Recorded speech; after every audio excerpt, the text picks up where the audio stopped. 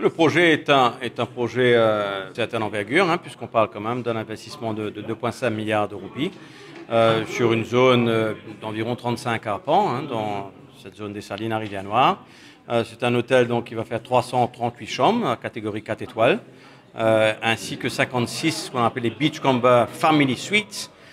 Donc c'est un resort qui va faire la part belle aux familles et au sport, énormément de sport, aussi en environnement.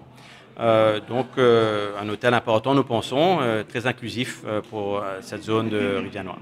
Comment répondez-vous aux membres de Résistance et Alternative qui disent que construire un wetland, ce sera un désastre écologique? Je pense que ce qu'il est important de mentionner, comme je l'ai dit au cours de la conférence de presse il y a un moment, ce wetland, et on n'a jamais dit que ce n'est pas un wetland, il suffit d'ouvrir notre EIA document pour le comprendre. Ce wetland est un wetland qui est arrivé suite aux activités de l'homme. Il faut savoir que sur ce terrain, là où se trouve aujourd'hui ce wetland, s'est construit en fait une exploitation, une carrière donc de sable au cours des années 70-80. Cette carrière a été fermée en 1991 et c'est cette activité donc d'extraction de sable qui a baissé le niveau en fait du terrain afin que se fasse là ensuite un marécage qui, au cours de périodes pluvieuses ou moins pluvieuses, a un environnement qui s'apparente à un wetland.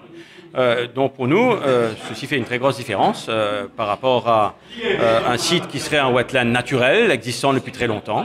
Et ce qu'on a donc discuté depuis maintenant plusieurs mois avec les autorités, ce que nous avons proposé, c'est que ce wetland, qui n'est pas du tout géré, qui a été un accident en fait de la main de l'homme, il y a seulement une vingtaine d'années, soit remplacé sur les terrains appartenant à Beachcomber New Mauritius Hotels, donc juste à l'arrière du nouveau resort, par un nouveau wetland que nous sommes en train de travailler avec les autorités et avec des spécialistes de l'environnement comme M. Pierre Bessac, afin de recréer là un man-made, mais purposely made, pas accidentel, wetland, qui sera un exemple de ce genre sur un terrain encore plus grand que celui sur lequel le wetland est aujourd'hui, et qui sera surtout géré par la suite, le wetland existant ayant au fil des années pas été géré. Il y a même eu un peu des fraudeurs qui sont venus jeter des choses dessus avant que NMH rachète ce terrain.